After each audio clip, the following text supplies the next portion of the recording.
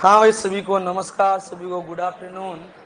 I hope आप सब लोग बढ़िया होंगे, शानदार, जोरदार, मस्त, मजे में होंगे, जबरदस्त होंगे और लगातार अपनी मंजिल की ओर अग्रसर हो रहे होंगे।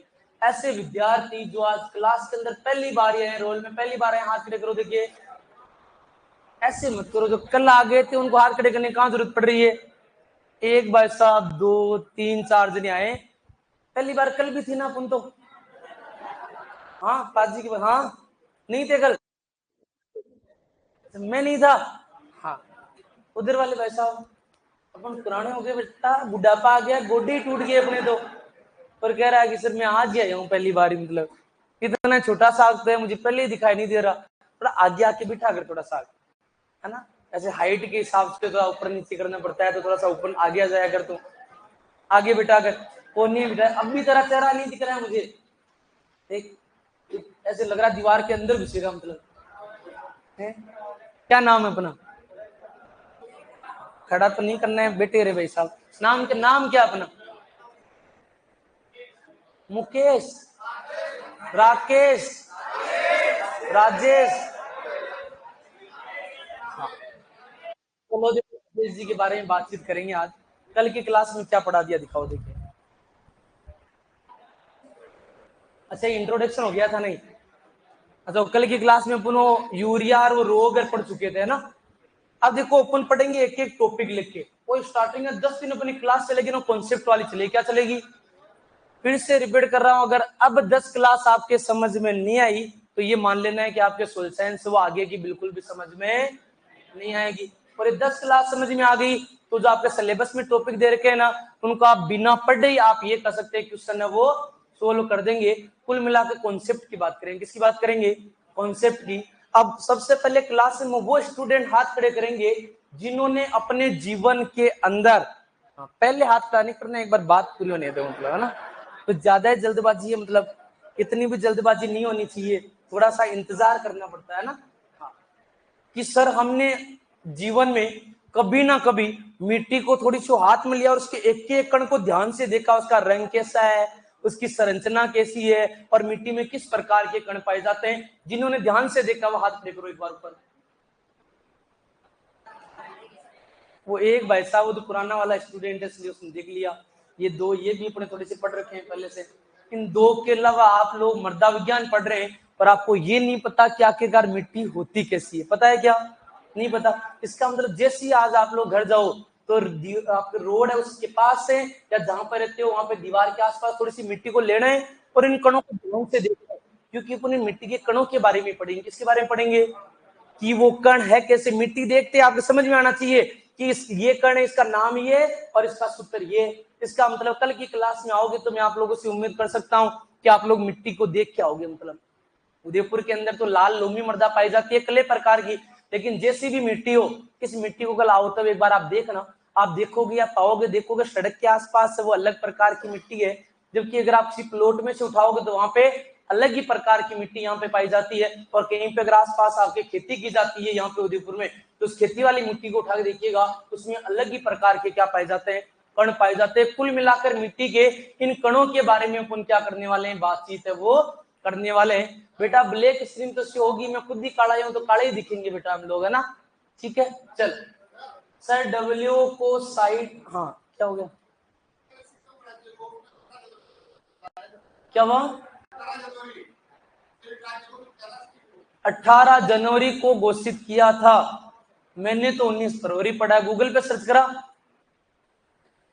आप गूगल भाई, अपन ऐसी चीजें न्यूज वाली चीजें है ना, वो अपन को न्यूज वाली चीजें मिल जाती है। क्या हुआ? किस में दे रखा है? कौन सी किताब में दे रखा है? सोइल केमिस्ट्री में पढ़ाता हूँ 12वीं क्लास को यहाँ पे। मैंने तो 19 फरवरी पढ़ा है, आपने 18 जनवरी कहां से पढ़ लिया है पता नहीं। हाँ तो लिखा है तो भाई, हो सकता है डाउट हो। मैं तो 12वीं वालों केमिस्ट्री पढ़ाता हूँ, उसमें 19 फरवरी लिखा हुआ है। तो मैं 19 फरवरी मैंने, वो सॉरी 10 फरवरी, 10 फरवरी लिखाया हुआ है। तो 10 फरवरी लिखवा दिया। अभी भुवानी सर से डिस्कस कर लेंगे और जो भी कंक्लूजन होगा कल आप लोगों को बता देंगे। ठीक है भाई, भुवानी सर ने लिखवा दिया होगा, जो सही होगा वो देख लेंगे। बाकी 12वीं की केमिस्ट्री में पढ़ाता हूँ, उसमें वो दे रखा है, वो मैंने आपको लिखवा दिया, मतलब, है ना। बाकी आपको ऑथेंटिक प्रूफ चाहिए तो प्रूफ दे देंगे। और आप सबके पास लंबे वाले मोबाइल है कि नहीं है ना, तो उसके ऊपर एक सर्च, आज तो सर्च करने की जरूरत नहीं है, वो एक यहाँ पे माइक से आ था जो बोल दो भारत का पहला राज्य सिक्किम कब घोषित किया गया था, मोदी जी की फोटो आ जाएगी, तारीख भी आपके सामने आ जाएगी। और कई बार गूगल फेल भी हो जाता है तो अपन प्रूफ देख लेंगे, न्यूज़पेपर की कटिंग देख लेंगे, है ना। अब देखो बात कर लेते हैं, अपन लोग मर्दा के अवयव पढ़ेंगे, क्या पढ़ेंगे, और वो सबसे पहले इसलिए पढ़ना जरूरी है क्योंकि आप में से 2 जनों के अलावा किसी ने आज तक मिट्टी देखी नहीं है।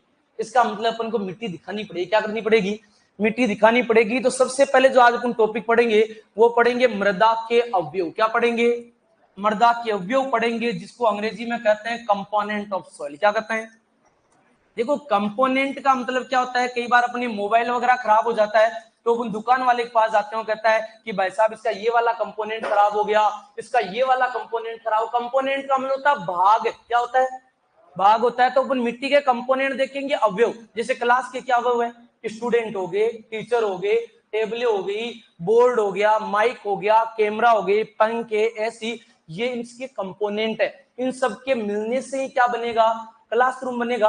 तो अवयव का मतलब वो किस किस से मिलकर बना होता है। अगर दोस्तों अपन मिट्टी की बात करें, किसकी बात करें, मिट्टी, देखो मैंने यहाँ पे शब्द लिखा है मृदा, क्या लिखा है, मृदा के आगे मैंने कुछ लिखा है क्या, बलुई मृदा, काली मृदा, पीली मृदा, धोली मृदा, ऐसा कुछ लिखा है क्या, केवल मृदा लिखा है। मतलब मैं मृदा की औसतन बात कर रहा हूँ, क्या कर रहा हूँ, औसतन बात कर रहे हैं। और अगर दोस्तों एक अच्छी मृदा के अंदर अगर बात करें अपन, तो मिट्टी के अंदर 2 चीजें पाई जाती है। कितनी चीजें पाई जाती है, 2 चीजें पाई जाती है। एक तो मिट्टी के अंदर कण पाए जाते हैं, क्या पाए जाते हैं, कण पाए जाते हैं। और एक कणों के बीच में क्या पाई जाती है, खाली जगह पाई जाती है, क्या पाई जाएगी। अब मुझे बताओ, कण ठोस होते हैं या फिर द्रव अवस्था में पाए जाते हैं, कण कैसे होते हैं, ठोस, तो इसको कौन से भाग कहते हैं, ठोस भाग के नाम से।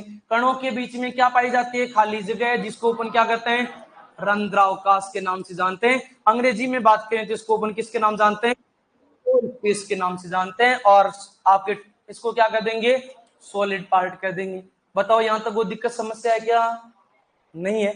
अब देखो आगे अगर अपन बात करें कि मृदा के ठोस भाग में क्या क्या पाया जाता है, सबसे पहले मैंने मृदा की आपको परिभाषा पढ़ाई थी कि नहीं पढ़ाई थी, बताओ मृदा का निर्माण किसके टूटने से होता है, चट्टानों, पहाड़ों के टूटने से, किसके टूटने से।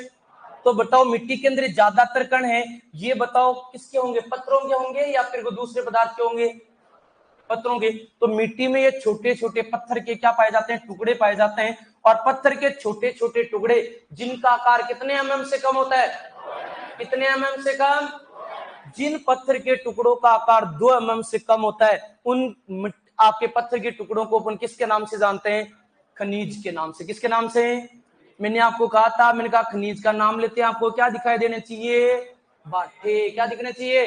तो खनिज मतलब ये बाटों के टुकड़े। और इसके साथ ही मैंने एक दिन कहा था, अपने अंदर श्वसन रुक जाएगा, क्या रुक जाएगा, कितने लोग आएंगे अपने पास, 4 लोग, कंधे पे उठा के क्या कहेंगे, अरे क्या कहेंगे, और ऐसे करते करते कहां ले जाएंगे, मसानों में ले जाएंगे, ले जाके क्या लगा देंगे, आग, आग लगा देंगे तो अपनी क्या बन जाएगी, बाननी बन जाएगी। और ये बाननी के कण यहाँ पे होंगे कि नहीं होंगे। इसी प्रकार मैंने कहा कई बार आदमी को अगर गाड़ दिया जाता है, क्या कर दिया जाता है, गाड़ दिया जाता है। या फिर ये कह सकते हैं पौधे की पत्ती आ गई, या कोई टहनी आ गई, या अपने शरीर का कोई भाग हो गया, आपके पौधों की ये कह सकते हैं कि जड़ें हो गई, आपके साथ ही कह सकते हैं जीव जंतुओं की गोबर हो गए, जैसे मिट्टी के अंदर आ जाते हैं, आते ही बताओ कौन बटके भरते हैं इनके, आप बूढ़े। और बटके भर के क्या आवाज लगाते हैं, आ जाओ भाइयों भंडारा आ गया, जीम लेते हैं। तो चारों तरफ से आप बूढ़े भागे भागे इनके पास आ जाएंगे। अब भंडारा आ गया, जो अच्छा लगेगा वो क्या कर लेंगे, ये खा जाएंगे, और जो अच्छा नहीं लगेगा उसको क्या कर देंगे, फेंक देंगे, छोड़ देंगे, यानी छोटे छोटे टुकड़े कर देंगे, क्या कर देंगे। अब किसको खाएंगे और किसको नहीं खाएंगे, अपन जीमने जाते हैं रसगुल्ले खा लेते हैं, पूरी छोड़ के आ जाते हैं, तो किसको खाएंगे और किसको नहीं खाएंगे, आगे अपन खाद पढ़ेंगे तो बातचीत करेंगे। और ये जो छोटे छोटे टुकड़े ये लोग छोड़ देते हैं, उसी को अपन किसके नाम जानते हैं, कार्बनिक पदार्थ। तो ये कह सकते हैं तो राख के कण हो सकते हैं, राख मतलब आपके जीव जंतु पेड़ पौधों के अवशेष, और या फिर ये कह सकते हैं जीव जंतुओं के ऐसे टुकड़े जिनको आप बूढ़े खाना पसंद नहीं करते, ये भी छोटे छोटे कण पाए जाएंगे। और अगर कोई भी जीव जंतु या पेड़ पौधे का अवशेष अगर मिट्टी में पाया जाता है तो उस कण को अपन किसके नाम से जानते हैं, कार्बनिक पदार्थ। ये मैंने आपको कहा था कि कोई भी जीव जंतु पेड़ पौधे का टुकड़ा या भाग अगर जब तक मिट्टी से बाहर है तब तक क्या कहेंगे, खाद, और जैसे ही उसको मिट्टी में डाल देंगे तो उसको क्या कर देंगे, कार्बनिक पदार्थ। क्या कर देंगे, कार्बनिक पदार्थ। गाय जा रही थी, गाय ने जाते जाते पोटा कर दिया, क्या कर दिया, पोटा कर दिया, तो उस पोटे को अपन ने क्या कह दिया, खाद कह दिया। और ये कह सकते हैं ये गोबर है इसलिए इसको FIM खाद कह दिया। कौन सा कह दिया। अब जैसे ही मिट्टी में मिल जाएगा, मिट्टी में मिलते ही इस गोबर को अपन क्या कर देंगे, कार्बनिक पदार्थ। एक ही है, केवल और केवल जगह का फर्क है। किसका फर्क है, क्लास में बेटा तब तो राजेश राजेश कर रहे हैं, जैसे ही क्लास से कोचिंग से बाहर जाएगा राजेश या करने लग जाएंगे, है ना, राजू राजेश या हमारा राज्य करेंगे कि नहीं करेंगे। केवल जगह का ही फर्क है। किसका फर्क है, तो जब तक मिट्टी में नहीं डालते तब तक है खाद, मिट्टी में डालते ही कार्बनिक पदार्थ। इसका मतलब मिट्टी में या तो खाद, जो कार्बनिक पदार्थ का नाम लेते क्या दिखनी चाहिए आपको, खाद दिखनी चाहिए। खाद को मिट्टी में डालते क्या कर देंगे, कार्बनिक। खाद को अलग अलग नामों जानते हैं, केचुए की खाद, गोबर की खाद, पत्तियों की खाद, हरी खाद, ठीक है, भेड़ बकरी की खाद, हड्डियों की खाद, खून की खाद, किसी को भी मिट्टी में डाल देंगे तो क्या कर देंगे, कार्बनिक पदार्थ। तो मिट्टी में खाद के कण पाए जाते हैं। किसके कण पाए जाते हैं, एक तो खाद के कण और एक बाठों के कण पाए जाते हैं। और इन बाठों को अपन किसके नाम से जानते हैं भाई, खनिज के नाम से। किसके नाम से, खनिज के नाम से। और खाद को किसके नाम से जानते हैं, कार्बनिक पदार्थ के नाम से जानते हैं। बताओ यहाँ तक कोई दिक्कत समस्या प्रॉब्लम है क्या। इसके अलावा मिट्टी में कोई भी कण है वो नहीं पाए जाते। खाली जगह में क्या पाया जाएगा, पानी, जल पाया जाएगा। और अगर कहीं पर जल नहीं है तो वहां पे क्या जाएगा, वायु आ जाएगा। जैसे अपने पास ये बोतल है, इस बोतल के अंदर आधी बोतल किससे भरी है, पानी से, और आधी किससे भरी हुई है, हवा से भरी हुई है। तो कहने का मतलब जहां पे पानी होगा उन रंध्रों के पास पानी रह जाएगा और पानी वहां से निकल जाएगा तो वहां पे क्या जाएगी, हवा आ जाएगी। बताओ मिट्टी के अंदर आपके बाठे, खाद, जल और वायु के अलावा और भी कुछ पाया जाता है क्या, अरे पाया जाता है क्या, क्यों नहीं पाए जाते। ऊनरे, हाबुड़े मिट्टी में होते हैं कि नहीं होते। कई बार मिट्टियों को होते हैं, हाबुड़े निकल के भागते हैं। कई बार मिट्टी में गड्ढा होते हैं, ऊनरे निकल के भागते हैं, तो वो भी मिट्टी में ही है। अपन तो मिट्टी की बात करें, मिट्टी में क्या क्या पाए जाते हैं।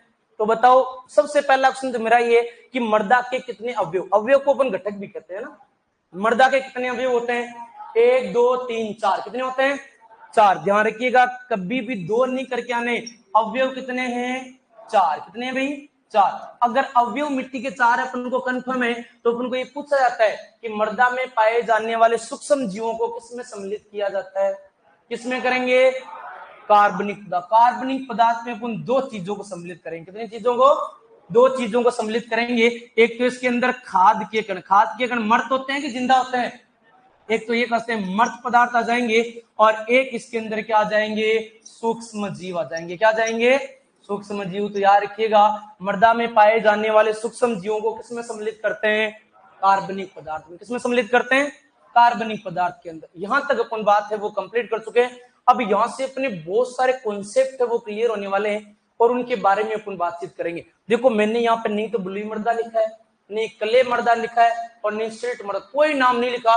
मतलब अपन एक औसतन मृदा की बात कर रहे हैं, फसल उत्पादन के लिए एक बढ़िया मृदा की बात कर रहे हैं। और एक फसल उत्पादन के लिए एक बढ़िया मृदा होती है, उसके अंदर आधे भाग में तो क्या पाया जाता है, ठोस, और आधे भाग में क्या पाया जाता है, एक बढ़िया क्लास वही है जो आधी तो स्टूडेंट से भरी रहे, आधी क्लास में खाली जगह रहे।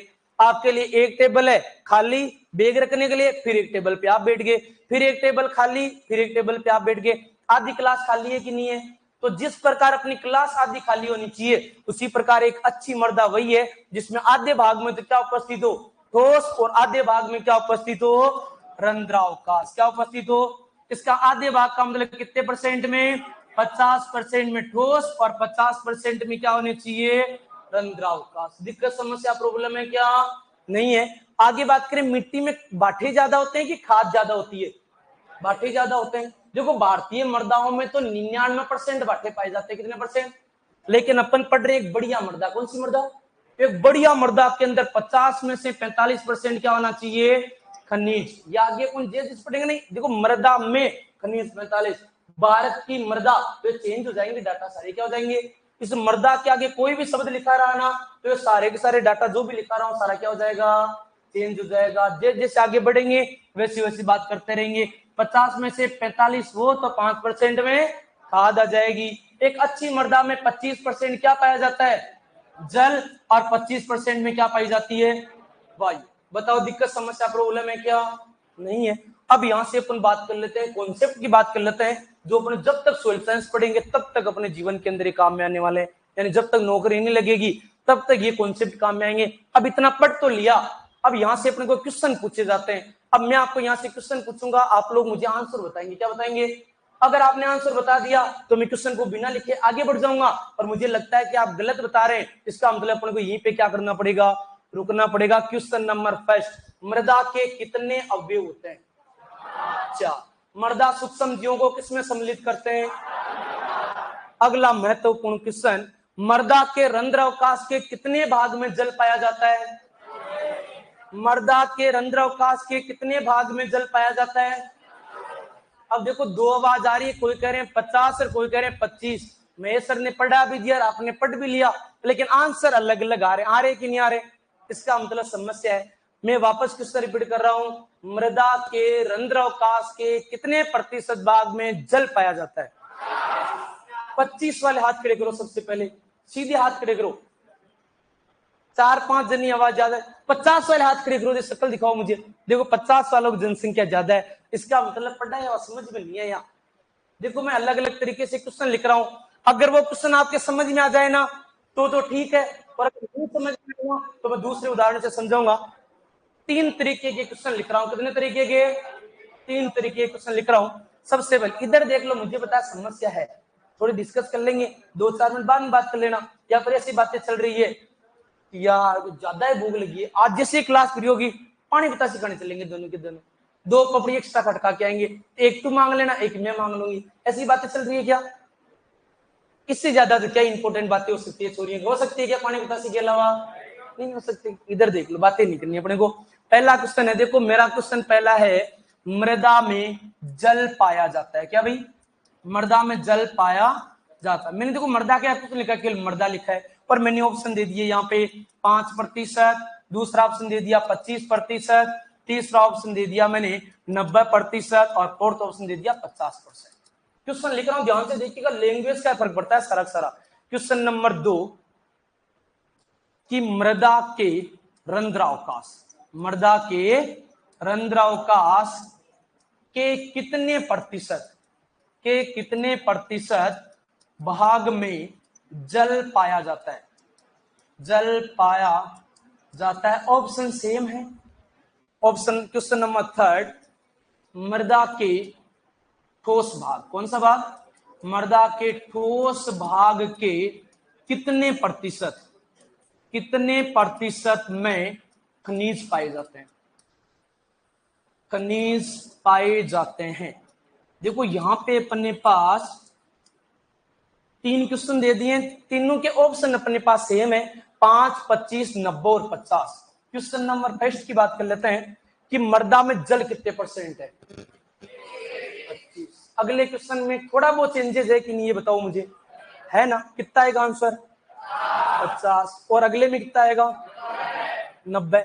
इसमें 90 आ रहा है, इसमें 50 आ रहा है, कोई ऐसा स्टूडेंट है जिसके समझ में नहीं है, यहाँ है क्या कोई क्लास में स्टूडेंट, सबके पल्ले पड़ गया, आ गया समझ में, नहीं आया। अब देखो एक छोटा सा उदाहरण दे रहा हूं मैं, आपकी क्लास में 100 स्टूडेंट है, कितने स्टूडेंट है, 100 स्टूडेंट है, इनमें से 2 तो लड़कियां हैं, कितनी लड़कियां हैं, और 98 क्या है, फूल है, क्या है, लड़के हैं। मतलब इनमें से ये 98 एक भी पढ़ने वाला नहीं है, ये 2 छोरियां उनमें से बेचारी एक पढ़ने वाली है, और एक छोरी ये भी पढ़ने वाली नहीं है। अब देखो क्लास में आप क्वेश्चन पूछ जाए कि क्लास में कितने प्रतिशत स्टूडेंट पढ़ने वाले हैं, 100 में से एक पढ़ने वाला कितना % हो जाएगा, 1%।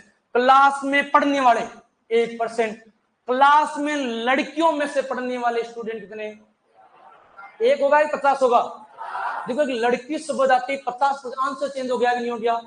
इसका हम देखो क्लास में, तो क्लास का नाम लेते ही छोरी भी सम्मिलित करना है, छोरियां, तो 100 में से एक ही पढ़ने वाली है केवल, तो 1%, कितना % हो गया, 1%। वही अगला क्वेश्चन क्या हो गया कि क्लास में लड़कियों में से, तो लड़कों से कोई लेना देना है क्या, नहीं है, लड़कियों में से कितनी पढ़ने वाली है, एक पढ़ने वाली है, एक नहीं पढ़ने वाली, आधी पढ़ने वाली है और आधी नहीं पढ़ने वाली। पल्ले पढ़ा क्या ये अपने तो कहने का सेम क्वेश्चन ये है कि मृदा में जल, तो मृदा में मतलब सभी की बात कर रहे हैं, तो जल कितने परसेंट है? और आप लोग जानते हैं मृदा के रंध्र अवकाश, आपको पता है रंध्र अवकाश के आधे भाग में जल और आधे भाग में, भाई मृदा के रंध्र अवकाश, ठोस का नाम लिया क्या अपने को? नहीं लिया। तो ठोस से लेना देना है क्या? क्लास में लड़कियां, तो लड़कों से को लेना देना नहीं है। मृदा में रंध्र अवकाश, तो ठोस भाग से को लेना देना नहीं है। तो मृदा के रंध्र अवकाश के आधे भाग में जल और आधे भाग में, तो रंध्र अवकाश के 50% में जल आ जाएगा, रंध्र अवकाश के 50% में वायु आ जाएगी। पल्ले पढ़ा कि नहीं पढ़ा? आ गया ना समझ में? तो इसका मतलब जो पहले वाला क्वेश्चन है इसका आंसर कितना हो जाएगा? 25 हो जाएगा। इसका कितना हो जाएगा? 50%। और इसका कितना हो जाएगा? देखो ये क्वेश्चन मृदा में कितने परसेंट मैग्नीज, तो 45। लेकिन मृदा के ठोस भाग, इसका मतलब ठोस का नाम ले लिया, तो ठोस को कितना परसेंट मानना है? 100 में से 2 से गुणा कर दो, 90% में ये, 10% में ये। बताओ पल्ले पड़ा क्या? ऐसा क्वेश्चन अगर एग्जाम में बाई चांस गलती से पूछ लिया जाएगा तो गलत करके आओगे क्या? थोड़ा सा एक शब्द का फर्क पड़ा है। यहां तक क्लियर है? अब आगे बात कर लेते हैं, अगले कॉन्सेप्ट की बात कर लेते हैं। कई बार देखो ये जो बनाते हैं ना डायग्राम, ये डायग्राम अपने लिए इंपॉर्टेंट तो नहीं है, लेकिन यहाँ से एक क्वेश्चन बनता है इसलिए मैं डायग्राम बना रहा हूँ। कई बार जो मृदा के अवयव है ना, इनको इस तरीके से एक इस गोले के रूप में, वृत्त के रूप में प्रदर्शित कर देते हैं, और वृत्त के रूप में प्रदर्शित करके ऐसे बताते हैं कि भाई ये मान लो वृत्त है, तो इसके आधे भाग में क्या जाएगा? ठोस, आधे भाग में रंध्रावकाश। अभी ठोस के ज्यादातर भाग में कौन होंगे? खनिज 45 में, 5% में कार्बनिक पदार्थ। ये आधे भाग में क्या है? रंध्रावकाश। रंध्रावकाश के आधे भाग में जल, आधे भाग में वायु। लेकिन ये जल और वायु वाली लाइन है ना, इनको क्या कर देते हैं? फ्लक्चुएट कर देते हैं, ऊपर नीचे कर देते हैं। क्या कर देते हैं? ऊपर नीचे। इसका मतलब क्या होता है? तो देखो खनिज कितने परसेंट में हो जाएंगे? 45%। भाई पूरे वर्ग के 45% भाग में कौन है? आपके खनिज। कार्बनिक पदार्थ कितने के अंदर है? 5%। 25% में क्या है? जल। और 25% में क्या है? ये लाइन ये कहना, देखो ऊपर नीचे मतलब कम ज्यादा हो सकती है। इसका कहने का मतलब है कि एक ही मृदा के अंदर जल और वायु का प्रतिशत क्या हो सकता है? कम ज्यादा हो सकता है। क्या हो सकता है? आज देख लेते हैं, अगर आज बारिश हो जाए क्या हो जाए? मृदा के अंदर बताओ ज्यादातर अंदर अवकाश किससे बढ़ जाएंगे? जल से बढ़ जाएंगे। किससे बढ़ जाएंगे? जल से बढ़ जाएंगे। जल से बढ़ जाएंगे, पानी आ जाएगा तो हवा क्या निकल जाएगी? तो मिट्टी में पानी की मात्रा ज्यादा, वायु की मात्रा कम। बहुत दिनों तक तावड़े पड़े। क्या पड़े? तावड़े। जानते ही नहीं जानते? अगर तावड़े पड़े, गर्मियां पड़े, तो जो भी मिट्टी के अंदर अवकाश पानी है उड़ के कहां चल जाएगा? वायुमंडल में। तो मिट्टी में पानी की मात्रा कम, जल की मात्रा ज्यादा। तो कई बार आपको पूछा जा सकता है क्या मिट्टी के अंदर जल और वायु की मात्रा कम ज्यादा हो सकती है क्या? हाँ, जल और पानी एक नाम बोल दिया, भावनाओं को समझना है। यहाँ पे शब्दों पे नहीं जाके किसके ऊपर जाना था? भावनाओं पे नहीं जाना था, भावनाओं पर। कहां पे जाना था? भावनाओं पर जाना था। तो कुल मिला के कह सकते हैं जल और वायु का प्रतिशत एक ही मृदा में जलवायु कारकों पर निर्भर करता है। किस पर निर्भर करता है? तो आपको क्वेश्चन पूछा जाता है क्या मृदा के घटक है वो परिवर्तित हो सकते हैं क्या? अरे होते हैं ना लगातार। अब भी सुबह, आज मान लो सुबह सिंचाई करी, पानी ज्यादा था, हवा कम। दोपहर बाद में देखा 2-4 घंटे बाद में पानी का परसेंटेज थोड़ा कम और वायु का परसेंटेज क्या हो गया? ज्यादा। ये डायग्राम इसलिए बना है कि जल और वायु का प्रतिशत लगातार क्या हो सकता है? कम ज्यादा हो सकता है। अगला क्वेश्चन प्री-पीजी 2020-21 का क्वेश्चन आपके सामने यहाँ पे लिख रहा हूं, जो यहाँ से पूछा गया था। देखो पदार्थ की 3 अवस्थाएं होती है, आप तीसरी क्लास में उत्तम मास्टर ने बताया होगा। कौन कौन सी? ठोस, द्रव, गैस। और अपने प्री-पीजी 2020-21 में क्वेश्चन पूछा गया था कि मृदा के अंदर ठोस, द्रव व गैस किस अनुपात में पाए जाते हैं? बताओ ठोस कितने परसेंट में? अरे कितने परसेंट में? 50% में क्या होगी? ठोस। द्रव कितने परसेंट में? 25। भाई पानी क्या होता है? द्रव। तो 25%। और गैस कितने परसेंट में? 25। देखो ठोस भाग यानी आपके खाद और आपके खनिज कण, ये पानी, और ये क्या हो जाएगा? वायु हो जाएगी। तो किस अनुपात? 50, 25, 25। अर्थात मृदा में पदार्थ की तीनों अवस्थाएं, ठोस, द्रव, गैस, तीनों पाई जाती है। और ज्यादा अगर आपको डीप पूछ लिया जाए तो इनको काट के पूछा जा सकता है। किस अनुपात में आ जाएंगे? 2:1:1। ये प्री-पीजी में पूछा गया क्वेश्चन है कि मृदा में ठोस, द्रव, गैस किस अनुपात में पाए जाते हैं? 50, 25, 25 अनुपात में। याद रह जाएगा क्या? यहाँ तक कोई दिक्कत समस्या प्रॉब्लम है क्या आप लोगों को? मेरे ख्याल से यहाँ तक कोई दिक्कत समस्या प्रॉब्लम नहीं होगी। आगे बात कर लेते हैं। अब देखो आगे बात करें कि मर्दा में अपन ने देखा दो चीजें पाई जाती है, एक तो ठोस पाया जाता है, क्या पाया जाता है? रंध्रावकाश। क्या पाए जाएंगे? अब मर्दा रंध्रावकाश की बात करेंगे। किसकी बात करेंगे? और मर्दा रंध्रावकाश है ना, ये मर्दा के सारे गुणों को क्या करता है? प्रभावित करता है। और इनकी अपन बार बार बात करेंगे। एक यहाँ पे छोटा सा कॉन्सेप्ट बताने वाला हूं जो अपने आगे काम में आएगा बहुत ज्यादा, वो अपने यहाँ पे क्या आना चाहिए? समझ में आना चाहिए। तो सोइल पोर स्पेस की बात करने वाले हैं। देखो एक तो होता है रंध्रावकाश, एक होता है रंध्रावकाश प्रतिशत, दोनों अलग अलग होते हैं ना। मैं मर्दा रंध्रावकाश की बात कर रहे हैं। मर्दा रंध्रावकाश में एक रंध्र की बात कर रहे हैं। ये मर्दा में जो रंध्रावकाश पाए जाते हैं ना, ये दो प्रकार के होते हैं। कितने प्रकार के होते हैं? दो प्रकार के। भाई मिट्टी में एक तो छोटे रंध्रावकाश पाए जा सकते हैं और एक क्या पाए जा सकते हैं? बड़े रंध्रावकाश पाए जाते हैं। अगर मिट्टी के कण क्या है? बड़े हैं तो इनके बीच में रंध्रावकाश भी क्या बनेगा? बड़ा बन जाएगा। और अगर मिट्टी के कण क्या है? छोटे हैं तो रंध्रावकाश भी क्या बनेंगे? छोटे बनेंगे। तो मिट्टी में रंध्रावकाश छोटे हैं कि बड़े हैं, किसके ऊपर निर्भर करता है? कणों के आकार पे। किसके आकार पे? अगर कण बड़े हैं तो कौन सा रंध्रावकाश बन जाएगा? बड़ा। और एक कौन सा बन जाएगा? कण छोटे हैं तो छोटा रंध्रावकाश। तो रंध्रावकाश दो प्रकार के होते हैं। क्या मैं इसको बड़े को वृहद कह सकता हूं क्या? तो वृहद, या फिर क्या कह सकते हैं? बड़ा। और इस बड़े रंध्रावकाश को अगर अपन बातचीत करें तो अंग्रेजी में क्या कह सकते हैं? Macropore space. क्या कह सकते हैं? मैक्रोपोर स्पेस कह सकते हैं। इसी तरीके से बात करें, एक कौन सा रंध्रावकाश हो जाएगा?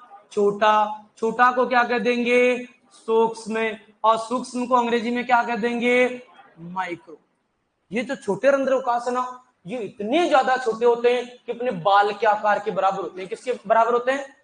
बाल। और बाल का पर्यायवाची होता है केस। क्या होता है? केस। बाल का पर्यायवाची क्या होता है? केस होता है। यानी बाल के आकार के बराबर होते हैं। ये केस के आकार के बराबर होते हैं। कई बार आपने नाम सुना होगा केस किंग। सुना कि नहीं सुना? बालों का राजा। तो बाल को क्या कहते हैं? केस। और ये बाल के आकार के होते हैं, इसलिए इन छोटे रंध्रावकाश को केसी के रंध्रावकाश कहते हैं। केस से कौन सा शब्द बन गया? केसिकीय। और केसिकीय को अंग्रेजी के अंदर किसके नाम जानते हैं? कैपिलरी रंध्रावकाश। क्या कहते हैं? कैपिलरी पोर स्पेस या कैपिलरी रंध्रावकाश के नाम से। ये बाल के आकार के बराबर होते हैं। छोटे रंध्रावकाश में जो पानी पाया जाता है उसे केसिकीय रंध्रावकाश कहते हैं। केसिकीय रंध्रावकाश में पाया जाने वाला जल है उसी को क्या कहेंगे? केसिकीय जल कहेंगे, जो पौधों द्वारा क्या कर लिया जाता है? उपयोग कर लिया जाता है। आगे बात कर लेते हैं महत्वपूर्ण बिंदु। सबसे पहले इनका आकार पूछ जाता है। क्या पूछ जाता है? देखो अगर मैंने यहाँ कहा कि ये बड़ा रंध्रावकाश है और ये कौन सा है? छोटे वाले रंध्र। अब मान लो इतने बड़े कण हो गए तो इसको कौन सा रंध्रावकाश कहेंगे? बताओ कौन सा कहेंगे? बड़ा वाला कहेंगे। तो बताओ इसको क्या कहेंगे? छोटा कह देंगे। कहने का मतलब अपनी इच्छा हुई तो अपन ने बड़ा कह दिया, अपनी इच्छा हुई तो अपन ने क्या कह दिया? छोटा कह दिया। क्या कह दिया? ऐसे थोड़ी कह सकते हैं भाई मिट्टी कण वास्तव में इतने बड़े थोड़ी होते हैं। अपन को बहुत छोटे छोटे मी कण होते हैं, तो वो आकार अपन को देख के बता नहीं सकते छोटा है बड़ा है। इसके लिए एक फिक्स क्राइटेरिया रखा गया। क्या रखा गया? क्राइटेरिया जो अपन को एग्जाम में क्वेश्चन पूछे भी जाते हैं। अगर किसी रंध्रावकाश का जो आकार है, क्या भाई आकार है, ये क्या है? 0.06। देखो आपको 0.06 की जगह यहाँ पे 5 भी लिखा हुआ मिलता है और कई बार 8 भी लिखा हुआ मिलता है, लेकिन पॉइंट के बाद में कंफर्म है क्या आना चाहिए? एक जीरो। जीरो के बाद 5 मिल सकता है, 6 मिल सकता है या फिर 8, तीनों ही सही है मतलब। लेकिन इतना ध्यान रखना है पॉइंट के बाद में क्या आना चाहिए? एक जीरो आना चाहिए, क्योंकि आकार इतना छोटा है कि पॉइंटों के अंदर इधर उधर बुक में अलग अलग है। ISSS के अंदर 0.06 लिखा हुआ है जो मैंने यहाँ पे लिखा दिया। तो ये कह सकते हैं अगर आकार है 0.06 mm से क्या है? ज्यादा है तो उसको क्या कर देंगे? बड़ा रंध्रावकाश। और अगर दोस्तों इनका जो आकार है ये क्या हो जाएगा? 0.06 mm से क्या हो जाएगा? कम, तो उसको क्या कर देंगे? छोटा रंध्रावकाश। अब थीम बननी चाहिए कि 0.06 mm आखिरकार होता कितना है? अब बताओ mm का पूरा नाम क्या होता है? मिलीमीटर होता है। क्या होता है? और 1 सेंटीमीटर में कितने मिलीमीटर होते हैं? 10 होते। अरे सोनी होते 10। पुराने नए वालों को तो बता दिया था मैंने उधर वाली क्लास में। अपने 2 mm इतना होता है। आप छोटे होंगे तब स्केल स्कूल गए होंगे तो स्केल में 1 सेंटीमीटर के 10 छोटे छोटे खाने होते हैं। कितने होते हैं? तो एक छोटा वाला खाना होता है इसको कहते हैं 1 मिलीमीटर। क्या कहते हैं? 1 मिलीमीटर। और मैंने आपको उस समय कहा था, देखो मैंने कहा ये पेन की जो नोक है ना ये 2 mm की। कितने mm की है? अगर कोई पत्थर का टुकड़ा इस 2 mm से इस आकार से कम हो जाएगा तो उस कण को मृदा कण कहते हैं। क्या कहते हैं? वो तो 2 mm है, ये क्या है 0.06 mm। आप सबके पास पेन होगा, है कि नहीं है? इस पेन के आगे यहाँ पे एक छोटी सी गेंद लगी रहती है जो घूमती रहती है, जिसके कारण अपना पेन चल रहा है। तो ये आगे वाला हिस्सा है ना आपके पेन का, ये अलग अलग पेन में अलग अलग होता है। किसी में होता है 0.5, 0.6 और 0.7। नॉर्मल अपन जो 3 रुपए वाला पेन यूज करते हैं या 5 रुपए वाला करते हैं, नॉर्मल पेन होते हैं जो 5-10 रुपए के मिलते हैं, उनके अंदर आकार है 0.6 mm का। कितना होता है? ये पेन के ऊपर यहाँ पे साइज नहीं, यहाँ पे लिखी रहती है, या कई बार केप होता है, केप के ऊपर लिखी रहती है कि इसके आगे की नोक कितनी है। तो देखो मान लेते हैं कि आपके पेन की नोक 0.6 mm की, कितनी है 0.6। ये क्या है 0. अब देखो 0.6 को 0.06 कब आएगा? जब किससे भाग देंगे? 10 से भाग देंगे 0.06। यानी आपकी आगे वाली पेन की नोक है ना, इसके 10 टुकड़े कर दे। कितने टुकड़े कर दे? तो वो एक टुकड़ा क्या कहलाएगा? 0. बताओ बहुत छोटा आकार हो जाएगा कि नहीं हो जाएगा? बाल के बराबर हो जाएगा कि नहीं हो जाएगा? इससे भी 10 टुकड़े करने के बाद में भी आकार छोटा होगा, उसको कौन सा रंध्रोकाश कहेंगे? छोटा रंध्रोकाश। याद रह जाएगा क्या? एग्जाम पूछ जाता है पॉइंट के बाद में कितने जीरो आने चाहिए, सीधा एक क्वेश्चन पूछ जाएगा। छोटे रंध्रोकाश का आकार होता है 6 mm से कम, 0.6 mm से कम, 0.06 mm से कम और 0.006 mm से कम। तो पॉइंट के बाद में कितना जीरो आना चाहिए? 1 जीरो। याद रह जाएगा क्या? आपके पेन के नोक के 10 टुकड़े करने पर जो वो एक टुकड़ा है वो क्या कहलाएगा? 0.06 mm। अब बात कर लेते हैं महत्वपूर्ण मृदा के गुणों को प्रभावित करने वाले गुणों की बात कर लेते हैं। अपन को ये पूछ जाता है कि बड़े रंध्रोकाश में क्या पाया जाता है और छोटे रंध्रोकाश में क्या पाया जाता है? बताओ। देखिए बड़े रंध्रोकाश में जल होगा या वायु होगी कि दोनों ही पाए जाएंगे? जल और बड़े छोटे में क्या पाया जाएगा? जल और हाँ, तभी ये कह सकते हैं आपको डब्ल्यू की तैयारी करने की जरूरत पड़ रही है। अगर मैं ये कहूं, जैसे कि मैं हर बार क्लास में जब भी पढ़ाता हूं तो एक उदाहरण जरूर देता हूं कि अपने पास मान लो कि ये अपने पास 2 टंकियां हैं। क्या है भाई? 2 पानी की टंकियां हैं, बराबर आकार है, दोनों पानी से भरी हुई है। टंकी एक के अंदर बड़ा नल लगा हुआ है और टंकी बी इसके अंदर छोटा सा नल लगा हुआ है। तो बताओ ये जो बड़े वाला नल है, इन दोनों को नल को एक साथ ओपन करें तो बताओ पहले टंकी कौन सी खाली होगी और लास्ट में खाली कौन सी होगी? बी वाली। हो सकता है कि वो नल छोटा है, थोड़ा बहुत भी कचरा आ गया तो नल बंद हो जाएगा कि नहीं हो जाएगा? पानी बाहर निकलेगा क्या? नहीं निकलेगा। तो बताओ ये जब इसको ओपन करेंगे, ओपन करते ही मुझे इससे लग रहा है इतनी बड़ी टंकी इतना बड़ा नल है तो ये लगभग 5-7 सेकंड में सारा पानी निकल जाएगा बाहर। तो इस नल में क्या पाया जाएगा? वायु आ जाए। खाली रहेगा तो क्या जाएगी? वायु आ जाए। जबकि इसके अंदर हो सकता है कि इसको खाली होने 5 दिन भी लग जाए, 10 दिन भी लग जाए, 20 दिन भी लग जाए। जितना छोटा नल होगा उतनी क्या लगेगा? समय ज्यादा लगेगा। सेम ऐसी कंडीशन मर्दा में होती है कि अगर पानी डाल देंगे बड़े रंध्रोकाश से, पानी सीधा कहां जाएगा? नीचे। पानी नीचे चल जाएगा तो बताओ कौन रहेगी यहाँ पे? वायु रहेगी। कौन रहेगी? इस मिट्टी के अंदर पानी डालेंगे या तो पानी नीचे जाएगा या नहीं जाएगा, तो भी क्या जाएगा? धीरे धीरे जाएगा। क्या जाएगा? धीरे धीरे। और यही कारण है कि छोटे कण वाली मिट्टी के अंदर पानी के नीचे जाने की समस्या होती है, जबकि बड़े कण वाली मिट्टी में तुरंत पानी कहां से जाता है? नीचे। जैसलमेर के अंदर बारिश होती है, 2-3 घंटे बारिश हुई, 15-20 मिनट के अंदर मर्दा के अंदर पानी क्या हो जाएगा? खत्म। भाई उदयपुर में 5 मिनट बारिश हो जाएगी तो ये कह सकते हैं यहाँ पे गड्ढे पानी के भर जाते हैं। किसके भर जाते हैं? पानी के भर जाते हैं, क्योंकि छोटे रंध्रोकाश पानी को रोक लेते हैं। क्या कर लेते हैं? ये याद रखना, उदयपुर में कले प्रकार की मिट्टी कौन सी है? कले प्रकार की, कले दोमट प्रकार की मिट्टी। आगे अपन जिस पढ़ेंगे तो बताएंगे। तो कुल मिला के मर्दा के बड़े रंध्रोकाश में हमेशा क्या पाया जाता है? वायु पाई जाती है। ध्यान रखना, आपने कभी पडलिंग वगैरह पढ़ी होगी, ये सारे इन रंध्रोकाश पर निर्भर है। किस पर निर्भर है? रंध्रोकाश पर निर्भर है। पडलिंग करते हैं तो बड़े रंध्रोकाश को खत्म करते हैं। किसको करते हैं? बड़े रंध्रोकाश को तोड़ देते हैं। जो मिट्टी में डगले पाए जाते हैं उन डगलियों को तोड़ देते हैं ताकि छोटे रंध्रोकाश बन जाए, बड़े रंध्रोकाश क्या जाए? खत्म। ताकि पानी कहां नहीं जाए? नीचे। ताकि धान के खेत में बार बार पानी नहीं डालना पड़े। तो ये कहते हैं वायु पाई जाती है। क्या पाई जाती है? बार बार बोलूंगा, आगे पूछूंगा, ये बताओगे आप मुझे। और छोटे रंध्रोकाश में हमेशा क्या पाया जाता है? जल पाया जाता है। क्या पाया जाता है? जल पाया जाता है। बताओ याद रह जाएगा क्या? छोटे रंध्रोकाश किससे भरे रहेंगे? पानी से। और बड़े रंध्रोकाश किससे भरे रहेंगे? अब मुझे बताओ, आपको मैंने ये इतना बता दिया और आपको पेपर के अंदर एक क्वेश्चन पूछ लिया जाए कि फसल उत्पादन के लिए एक अच्छी मृदा में छोटे व बड़े रंध्रोकाश देखो फिर से रिपीट कर रहा हूं, फसल उत्पादन के लिए एक अच्छी मृदा में छोटे मतलब सूक्ष्म व वृहद रंध्रावकाश किस अनुपात में पाए जाते? Option number 1:1:2, option number 2:2:1, option number 3:1:1 और ऑप्शन नंबर 3:3:1 वाला। बताओ कौन सा हो जाएगा? 1:1। अच्छी मृदा के अंदर रंध्रावकाश के आधे भाग में क्या होना चाहिए? जल, और आधे भाग में क्या होनी चाहिए? वायु होनी चाहिए। क्या होनी चाहिए? वायु। वायु किसमें पाई जाएगी? वृहद रंध्रावकाश में। जल किसमें पाया जाएगा? सूक्ष्म रंध्रावकाश में। अगर मृदा में आधे छोटे रंध्रावकाश होंगे और आधे बड़े रंध्रावकाश होंगे तो ये कह सकते हैं छोटे के अंदर जल और बड़े में क्या रहेंगे? वायु। इसका मतलब एक अच्छी मृदा में जल और वायु क्या पाए जाने चाहिए? बराबर, अर्थात छोटे और बड़े दोनों रंध्रावकाश किस अनुपात में होने चाहिए? 1:1 में। और अगर दोस्तों इसी कारण की बात करें तो यही वो कारण है जिसके कारण अगर अपन बात करें, देखो मिट्टी के कणों के बारे में आगे अपन पढ़ेंगे। किसके बारे में पढ़ेंगे? कणों के बारे में। देखो आप लोग इधर देखते रहते हो, मैं क्या इधर कमेंट में ध्यान कम जाता है। अगर गलती से आपका इधर देखने के बजाय इधर ध्यान चल जाए और कोई कि मार साहब आवाज क्यों नहीं आ रही, मार साहब दिखाई नहीं दे रहे, तो मुझे आप बता देंगे, नहीं ऑनलाइन वालों को नुकसान हो जाएगा, है ना? देख लेंगे इधर इधर कोई ये आवाज नहीं आ रही। सर नहीं, वो हमारे कंपटीटर है सर।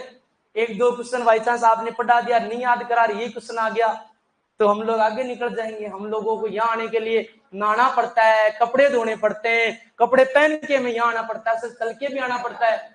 तो कुल मिला के सर ये कह सकते हैं कि वो तो बेचारे रजाई में बैठे बैठे क्या पता क्लास ले रहे होंगे सर्दियों के अंदर। सही बात है कि नहीं है? तो उनका भी नुकसान नहीं होना चाहिए। भाई भाई आप रॉयल में पढ़ रहे हैं सारे, तो यहाँ पे कंपटीशन थोड़ी करना, आप लोग थोड़ा ज्यादा पढ़ लेना है, मतलब बता देना, है ना? अब देखो आगे अपन बात कर लेते हैं। जो मिट्टी में बड़े कण पाए जाते हैं ना, उनको कहा जाता है बालू कण। क्या कहते हैं? बालू कण। मध्यम कणों को क्या कहते हैं? सिल्ट कण। और छोटे कणों को क्या कहते हैं? कल्ले कण। जिस मृदा में बालू कण ज्यादा होते हैं उसको कौन सी मृदा? ब्लूई मृदा। जिसमें सिल्ट कण ज्यादा, सिल्ट मृदा। जिसमें क्ले कण ज्यादा, क्ले मृदा। इस मृदा में बड़े कण होंगे तो बड़े रंध्रावकाश पाए जाते हैं। बड़े रंध्रावकाश होंगे तो बताओ ब्लूई मृदा में किसकी कमी पाई जाएगी? जल की कमी पाई जाती है। किसकी कमी पाई जाती है? बलुई मृदा इसलिए बढ़िया नहीं होती क्योंकि इसमें पानी नहीं पाया जाता। क्या नहीं पाया जाता? पानी। जबकि क्ले मृदा के अंदर क्ले कण होंगे तो बताओ कौन से रंध्रावकाश बनेंगे? छोटे रंध्रावकाश। वैसे सिल्ट के कण भी बड़े रंध्रावकाश बनाते हैं। कौन से बनाते हैं? बड़े वाले। तो सिल्ट मृदा और बलुई मृदा दोनों के अंदर आपके पानी की कमी, जबकि क्ले मृदा में ये रंध्रावकाश किससे बढ़ जाएंगे? पानी से। तो किसकी कमी हो जाएगी? वायु की। इसका मतलब बलुई मृदा, सिल्ट मृदा, क्ले मृदा तीनों फसल उत्पादन के लिए बढ़िया नहीं है। तो एक अपन नई मृदा बनाते हैं जिसका नाम है दोमट मृदा। कौन सी मृदा है? दोमट को अंग्रेजी में लोम या लोमी कहते हैं, इसलिए इसको लोम मृदा या फिर इसको अपन लोमी मृदा के नाम से जानते हैं। तो बताओ दोमट या लोमी मृदा कौन सी होती है? फिर बताओ। ये कणाकार के आधार पर ही नाम रखेंगे। किसको कहेंगे? इन तीनों का जो मिश्रण होगा उसको क्या कहेंगे? क्वेश्चन पूछा जाता है दोमट मृदा होती है। क्या पूछ जाएगा? दोमट मृदा होती है ऐसी मृदा जिसमें बालू, सिल्ट, क्ले तीनों के कण बराबर हो। क्या बराबर हो? कण बराबर हो। ऑप्शन नंबर 2 ऐसी मृदा जिसमें बलुई, सिल्ट व क्ले तीनों मृदाओं के गुण बराबर हो और कण व गुण दोनों बराबर हो। और ये कह सकते हैं फोर्थ कह नहीं सकते। बताओ कौन सा करोगे? कण बराबर होते हैं कि गुण बराबर होते हैं कि दोनों बराबर पाए जाते हैं? दोनों ही क्या पाए जाते हैं? बराबर पाए जाते हैं। ऐसा दोस्तों नहीं होता है। अगर मैं बात करूं लोमी मृदा की, बलुई मृदा की बात करूं तो इसके अंदर जो बालू कण है कितने परसेंट पाया जाता है? 40%। अगर मैं बात करूं सिल्ट कण की, कितने परसेंट? 40। क्ले कण कितने परसेंट पाया जाता है? 20%। तो कण बराबर है क्या? नहीं है। कण बराबर नहीं है लेकिन लक्षण क्या है? बराबर। तो ऐसी मृदा जिसमें बलुई मृदा, सिल्ट मृदा, क्ले मृदा तीनों के लक्षण बराबर पाए जाते हैं। लक्षण का मतलब क्या होता है? गुण बराबर पाए जाते हैं। उस मृदा को कौन सी मृदा कहते हैं? दोमट मृदा। अब इसमें छोटे और बड़े तीनों प्रकार के कण है, तो कहीं बड़े कण हो जाएंगे, कहीं छोटे कण, कहीं मध्यम आकार वाले कण। तो इस मिट्टी में कहीं पे बड़े रंध्रावकाश बन जाएंगे, कहीं पे कौन से बन जाएंगे? छोटे रंध्रावकाश। बड़े रंध्रावकाश में वायु, छोटे रंध्रावकाश में जल, और एक अच्छी मृदा में जल और वायु दोनों क्या होने चाहिए, बराबर होने चाहिए। यही कारण है कि दोमट मृदा फसल उत्पादन के लिए क्या मानी जाती है, बढ़िया मानी जाती है। बताओ याद रह जाएगा क्या? आगे और पढ़ेंगे। ये तो 4 प्रकार की है, आगे अपन 12 प्रकार की मृदा है। इन 4 नाम को जोड़ के कितनी बना देंगे, 12। तो दोमट से भी एक बढ़िया होती है, इसको कहते हैं बलुई दोमट मृदा। कौन सी होती है वो आगे अपन 2 क्लास बाद में अपन आगे देखेंगे। तो कुल मिला के ये कर सकते हैं, ये अपने मृदा के अवयव थे। यहां से किसी भी प्रकार का क्वेश्चन पूछा जाएगा तो बताओ गलत करके आ जाओगे क्या, करेंगे क्या? अब देखो यहाँ पे परसेंटेज, यहाँ आ गया ना बालू कण, लाल मृदा, जलोढ़ मृदा, तो परसेंटेज सारे क्या हो जाएंगे, चेंज हो जाएंगे। ये औसतन केवल मृदा आना चाहिए। आगे वाला टॉपिक पढ़ाऊंगा ना मैं, उसमें यहाँ पे लिखेंगे बलुई मृदा, तो ये सारे सिस्टम चेंज हो जाएंगे आपके, है ना। ठीक है, मुझे तो थोड़ा सा ये बता दो कि भाई इस बोतल के अंदर अगर मैं बड़े कण वाली मृदा बलुई मृदा से भरूं और एक इसको मैं क्ले मृदा से भरूं, तो रंध्रावकाश बड़े कण रहेंगे तब ज्यादा होंगे कि छोटे कण रहेंगे तब? कौन रहेंगे तब? जितने छोटे कण होंगे रंध्रावकाश मिट्टी में उतने क्या पाए जाते हैं, ज्यादा। इसके अंदर जो खाली जगह है ना, कुल खाली जगह, बोतल को भर दिया, बड़े कण से भर दिया और एक छोटे कण से भर दिया, और पूछा बोतल में जो कुल खाली जगह है वो बड़े कण वाली मृदा में ज्यादा है कि छोटे कण वाली मृदा में ज्यादा है? अरे छोटे कण वाली मृदा में ज्यादा होते हैं। किसमें होते हैं? छोटे कण। क्ले मृदा में 50 से 60% रंध्रावकाश है, जबकि बलुई मृदा में कितने होते हैं, केवल 20 से 30। बलुई मृदा ये नाम आ जाएगा ना यहाँ पे, ये हो जाएगा आपका 70 और ये क्या हो जाएगा 30 ही हो जाएगा फिर। इसलिए भी केवल औसतन लिखना है। क्या लिखना है? औसतन। तो लिखो मृदा के व्यव, और सामने जो लिखा हुआ है उसकी आप क्या कर लेंगे, फोटो खींच लेंगे। तो अपनी कॉपी में जैसे जैसे फोटो खींच लो, इसको आप लोग लिख लो, इसको आप लोग क्या कर लेंगे, छाप लेंगे। तो खाता खाता बेगा बेगा लिखो। देखिए कुमार साहब क्या कह रहे हैं, bluey silt clay is equal to loamy. बिल्कुल सही कह रहे हैं साहब, है ना। ये लिखो। अब मुझे पहले कई बार क्वेश्चन पूछ ले जाते हैं, ये परसेंटेज पढ़ा है अपन ने, इधर इधर जीवने आए कि पढ़ने आए? आंगड़े ऊपर करके थोड़ी बैठते हैं, आराम से बैठ जाओ सीधे। हाँ, ये जो परसेंटेज लिखा है ये भार के आधार पे है कि आयतन, आयतन मात्रा के आधार पे, जगह के आधार पे है कि भार के आधार पे? आयतन। क्योंकि देखो अपन 100 किलोग्राम मृदा लें, 45 किलोग्राम बाटू में वजन हो सकता है, 5 किलोग्राम खाद में वजन हो सकता है, 25 किलोग्राम वजन जल में हो सकता है, लेकिन हवा में 25 किलोग्राम वजन हो सकता है क्या 100 किलोग्राम मृदा में? तो ये भी आप यहाँ पे लिख सकते हैं। किसके आधार पे? आयतन के आधार पे ना। आयतन का मतलब होता है मात्रा, आयतन के आधार पर। तो कई बार कंफ्यूज करने के लिए ये भी दे देते हैं कि आयतन के आधार पर जल कितना होता है, तो 25 ही है। भार के आधार पे ये कह सकते हैं हवा में वजन नहीं होता है, इसलिए ये आयतन के आधार पूछ जाता है। लेकिन कई बार शब्द दे देते हैं कि आयतन के आधार पे खनिज कितने, और आयतन नाम आते भूल जाते हैं, कंफ्यूज हो जाते हैं, इधर उधर खो जाते हैं। इन चीजों का थोड़ा सा क्या रखना, आप लोगों को ध्यान रखना है। एज इट इज को छाप दीजिएगा 1 सेकंड के अंदर। कौन भाई साहब जिनकार है रेगिस्तान? हाँ बेटा देखो ये बालू कण, बालू को रेत कण कहते हैं। क्या कहते हैं? बालू और रेत कण एक ही होता है, तो वो रेतीली मृदा पाई जाती है। दिखाऊंगा मैं आगे, फोटो दिखाऊंगा ना आपको। रेगिस्तान के अंदर, मरुस्थल के अंदर बलुई मृदा पाई जाती है ना। वो भी ऐसा भी नाम होता है क्या? वो भी नागर। सर राजस्थान के सभी डिस्ट्रिक्ट में कौन कौन सी सोइल पाई जाती है? बेटा आप पढ़ेंगे 8 प्रकार की मृदाएं पाई जाती है ना। ठीक है, बलुई मृदा पाई जाती है। ठीक है, इसके अलावा बलुई दोमट मृदा, भूरी बलुई मृदा, दोमट मृदा, काली मृदा, लाल मृदा, लाल काली और लाल पीली, 8 प्रकार की मृदाएं पाई जाती है। आगे पढ़ेंगे, आपके सिलेबस में दे रखा है राजस्थान की मृदाएं, भारत की मृदाएं। आगे बात करेंगे, पहले अपन ये समझे तो सही कि बलुई मृदा क्या होती है, क्ले मृदा क्या होती है। ऐसे सीधे लिखा देंगे तो आपको रट्टे मारने पड़ेंगे, है ना। नहीं आपको राजस्थान की मृदाएं पढ़ देंगे तो आप खुद ही बता दोगे कि राजस्थान के कौन से जिले में या भारत के कौन से जिले में कौन सी मृदा पाई जाती है। ये लिख लिया आप लोगों ने? लिख।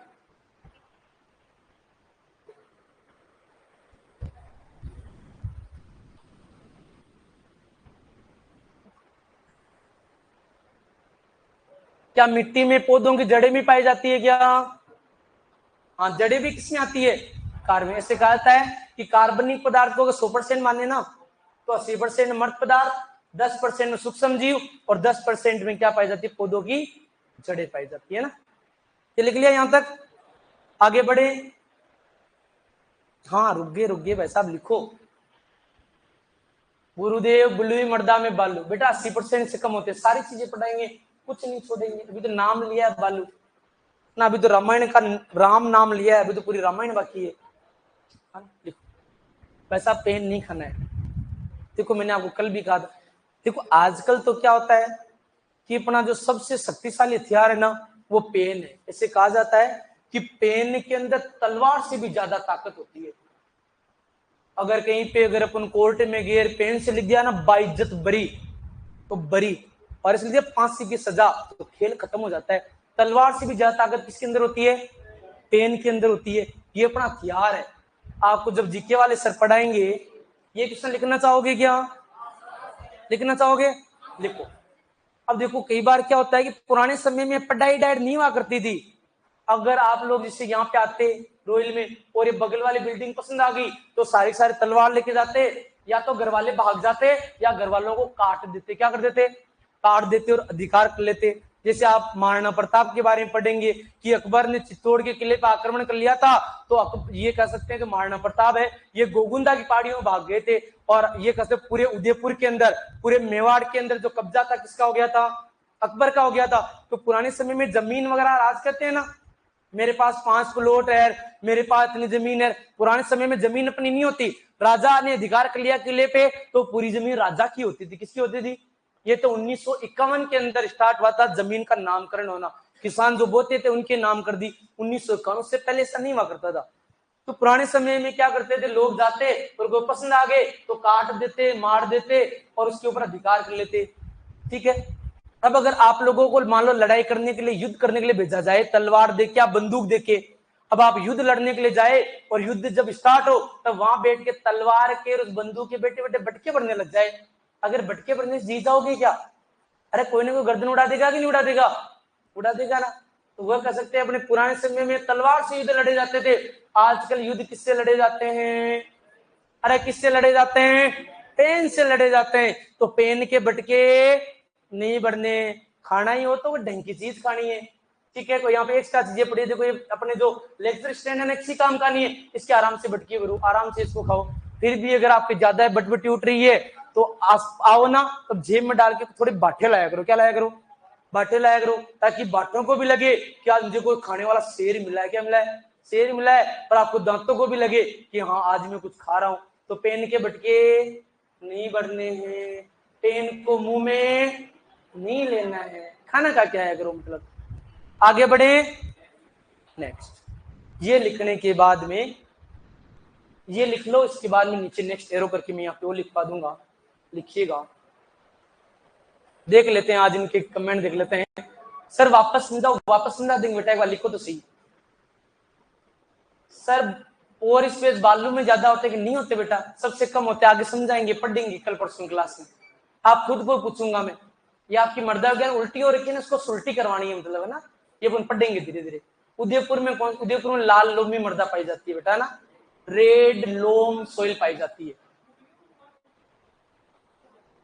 सर बाटे क्या होते हैं भाई? सर बाटे क्या होते हैं? ये क्यों बीएचयू स्टूडेंट क्या पूछ रहा है? सर बाटे क्या होते हैं? बेटा जब आप घर जाओगे, पढ़ाई छोड़ दोगे, पढ़ोगे नहीं, तो आपके घर वाले कहेंगे कि बेटा पढ़ ले, लिख ले, कहीं नौकरी वोकरी लग जा, नहीं तो काल ने गंडकड़ा की बाठा की देवलो। क्या देवलो? गंडकड़ा के। थोड़ी बहुत मारवाड़ी समझ में आती है क्या? हाँ, कुत्तों के पीछे बाटे फेंकेगा मतलब, इसके अलावा कोई काम नहीं बचेगा। तो बाटे पत्थरों को कहते हैं। किसको कहते हैं? पत्थरों को कहा जाता है बाटे, है ना। लिखो।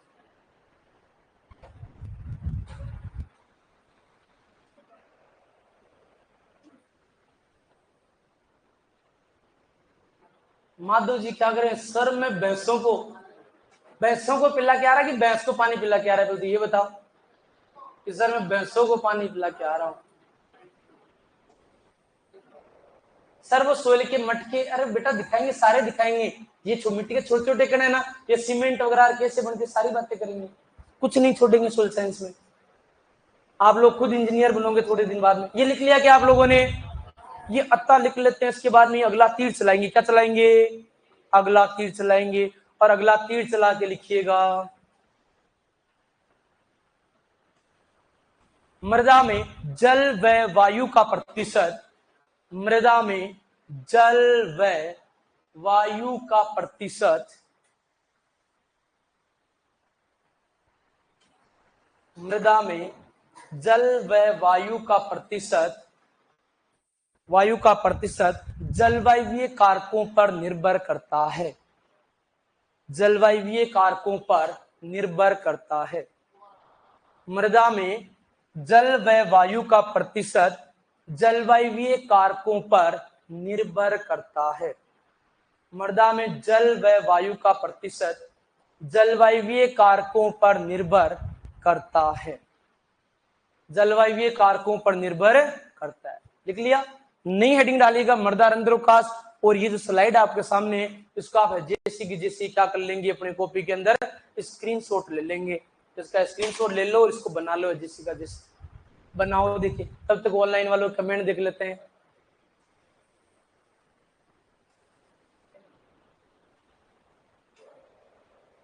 गुरुदेव बलुई मृदा में पोर स्पेस की साइज ज्यादा होती है, कल्ले में होती है। बेटा अभी तो बताया बलुई मृदा में बालू कण ज्यादा है तो पोर स्पेस की देखिए एक तो होता है पोर स्पेस रंध्र अवकाश का आकार, एक होता है रंध्र अवकाश प्रतिशत। तो प्रतिशत तो बलुई मृदा में कम होता है और रंध्र अवकाश का आकार बलुई मृदा में क्या होता है ज्यादा। ये पढ़ेंगे कल की क्लास में पढ़ेंगे मिट्टी के गुण लक्षण पढ़ेंगे ना, इनके अंदर सारी चीजें बताएंगे।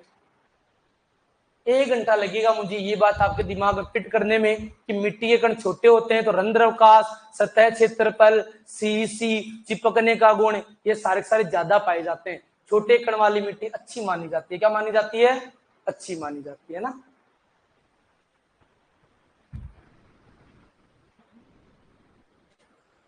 सर राजस्थान में कहां से? बेटा हम पाकिस्तान का रहने वाला हूं ना,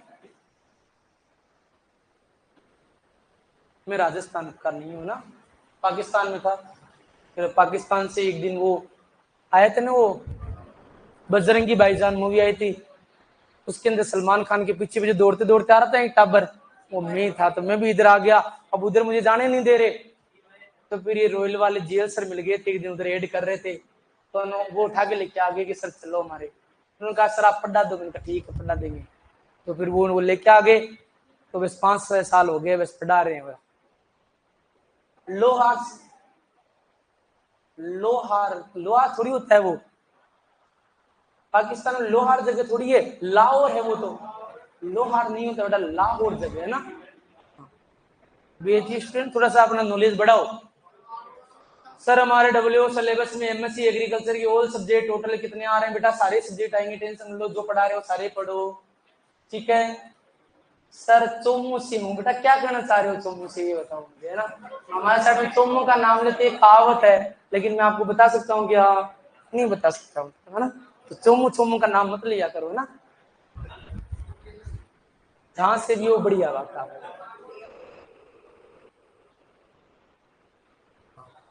लिख लिया यहाँ तक? आगे बढ़े क्या?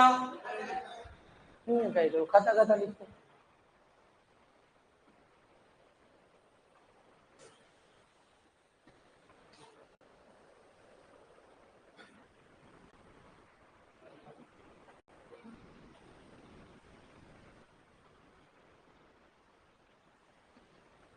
प्रदीप जी क्रिकेट के बारे में बातचीत कर रहे हैं, क्रिकेट खेलने का ज्यादा शौक है क्या भाई तेरे को? लिख लिया यहाँ तक? ऐसे में मेरी आदत है बोलनी, तो मैं कहूँ ना लिखो तो तब तक लिखा करो, ऐसे मेरे थोबड़े की तरफ मत देखा करो ना। लिख लिया यहाँ तक? कंप्लीट है। इसके बाद में नेक्स्ट जो स्लाइड है वो है, रुक गए भाई साहब आपको लिखा रहा हूं मैं ना, ये कोई लाइन रह जाए तो अगले दिन मुझे याद दिला कर भूल जाता हूँ।